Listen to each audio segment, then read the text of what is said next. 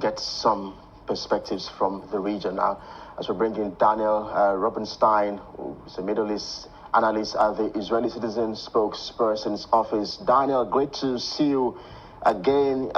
He joins us live now from Israel. First, I wonder if you agree with the Houthis spokesperson, Yahya Saria, who says Israel is perhaps censoring information about the retaliatory strikes on the Ben Gurion airport. Thank you so much for having me. I wouldn't say I agree with much of what the Houthi spokesman says or what the Houthis are about. I think there's a few key things that everyone should know about the Houthis. The Houthis are an army of pirates that has taken over much of Yemen. And this army of pirates for the past 14 months has been preventing international shipping in the Red Sea. That's the northeast of Africa. The Houthis have said that ships cannot pass. They have choked off an international waterway. So if you do have a ship and you want to sail through the Red Sea, there's a good chance that your ship will be hijacked, boarded, seized, and the crew will be taken hostage in Yemen. So this is an act of piracy on the high seas that has been going on for 14 months. And the reason that the Houthis are doing this, they say, is that they are standing in solidarity with the Hamas terror regime in Gaza. The Houthis saw what Hamas did on October the 7th of last year, this massacre, the gunning down of hundreds of people at a music festival, the gunning down of people in their cars, barbaric sexual atrocities. The Houthis saw that and decided, we want to support this, and they're standing with Hamas until the end. And Daniel, the war in Gaza has definitely extended in the Middle East region. We see Lebanon's Hezbollah and, of course, Houthi rebels in Yemen. So what role has proxy played in the conflict in the region, and why are we seeing all of these tensions in the region at this time? Yes, proxy armies have played a huge role in the Middle East in the past 14 months. These proxy armies are proxy armies of the Iranian regime. The Iranian regime has been attacking Israel on 7 different fronts for the past 14 months. We're talking about Hamas in Gaza, terrorist groups in the West Bank, Hezbollah in Lebanon, Iranians in Syria, Iranian militias in Iraq, the Houthi terror pirates in Yemen, and the Iranian regime itself. We have seen multiple instances over the past year where the Iranian regime from Iranian soil has fired hundreds of ballistic missiles at Israel. This all started with the October 7th massacre by Hamas in Gaza, which inspired the Iranian resistance axis, as Iran calls them. What are they resisting? They're resisting the existence of Israel. The goal of Hamas and Hezbollah and the Iranian regime and the Houthis is the destruction of Israel. They want to destroy Israel. They want to protect each other. Ultimately, the Iranian regime wants to light the Middle East on fire and watch it burn. And Israel is going to defend itself against the Iranian regime and its proxies on these 7 different fronts until the Israeli people are safe in their own homes. Well, I know that some quarters may not totally agree with some of your submissions, but when you also look at the role of the international community, and the response to these airstrikes and the wars in the region, we have the United Nations. There was a United Nations General Assembly earlier this year, and the UN has always condemned these escalations. They've tagged it alarming. So I wonder, what role can the international community play at this point, the United Nations and others? Ultimately, the United Nations has been a big disappointment because it has been taken over by an automatic anti-Israel majority. Countries that do not see Israel as a legitimate player in the Middle East, they would like to see Israel destroyed, or countries that are indifferent. Ultimately, the decisions that each sovereign member nation makes in the United Nations is reflective of its own domestic politics. And we've seen for the past 14 months and beyond that the United Nations and associated institutions have covered up for Hamas. It is often the case that they do not mention Hamas by name, they do not condemn Hamas, and it's only when Israel responds to Hamas or any of the other Iranian proxies around our borders that the United Nations springs into action with condemnation. So we feel that the game is rigged against us.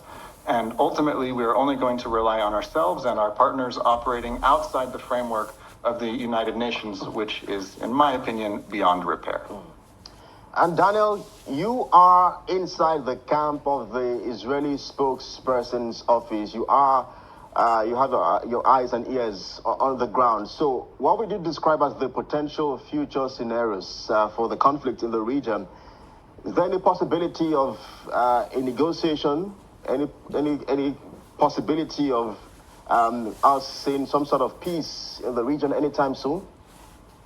Well, I'll tell you a few things that we're keeping an eye on. First of all, as I mentioned, the Iranian regime and its proxies, their goal is the destruction of Israel. So on the one side is a faction that wants Israel destroyed, and on the other side is Israel, which doesn't want to be destroyed. I don't exactly see a middle ground between these two positions. So one side is going to need to win, and another side is going to need to lose. On that regard, it's a zero-sum game.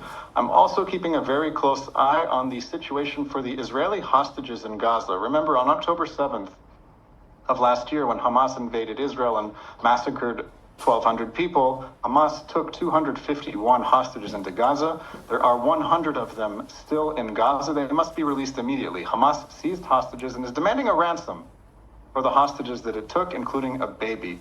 So I am hoping that Hamas will be under enough pressure, and the countries that back Hamas will be under enough pressure, that these hostages will be released. And the final big thing that I am watching here from Israel, and all of the people are watching, is the Iranian nuclear program.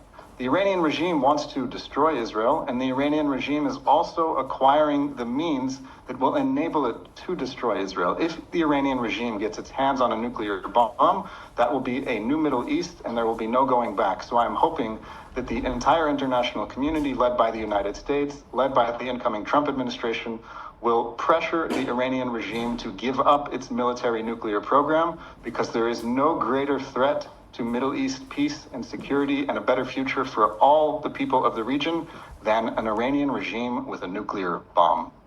And just how much support does Prime Minister Benjamin Netanyahu, how much support does he have from Israelis? We know he's had some sort of battles in very recent times. I know his wife is also in the news in the last 24 hours or thereabouts, facing some sort of litigation. Walk us through this latest crisis. Sure. The Israeli public has many different points of view, and there is division on what the people of Israel think of the prime minister, his performance, and how much longer he should stay in office. Israel is a parliamentary democracy, and right now the Israeli prime minister has the support of a comfortable majority in the Israeli parliament. In fact, in recent weeks, he added to his ruling coalition another small party that was a breakaway faction of his own party.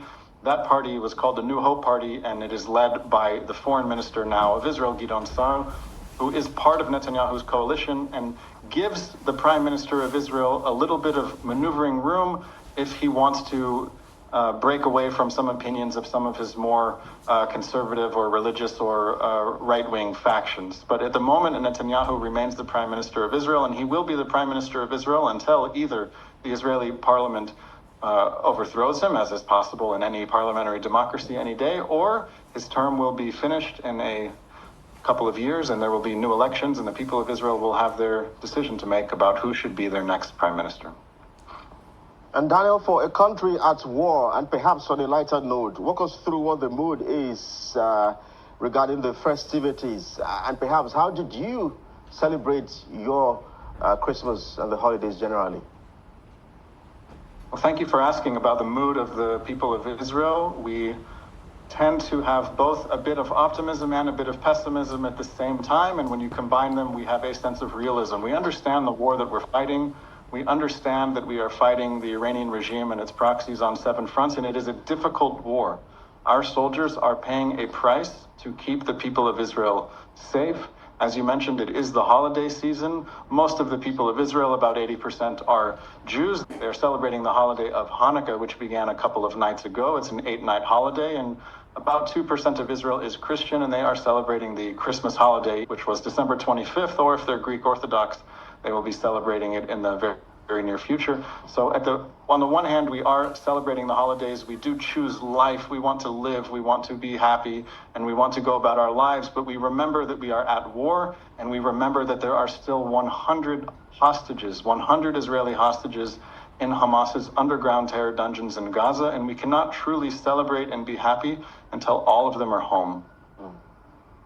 And of course, thoughts and prayers are with you, and of course, the region. Hopefully, we get to see the release of some of these hostages, and perhaps all of them, and an end to the wars in the region. But must thank you absolutely for your time on the program, Daniel Robinstein, Middle East analyst. Thank you so much for having me, and Merry Christmas and Happy New Year to all the people of Nigeria. Merry Christmas to you as well. Thank you.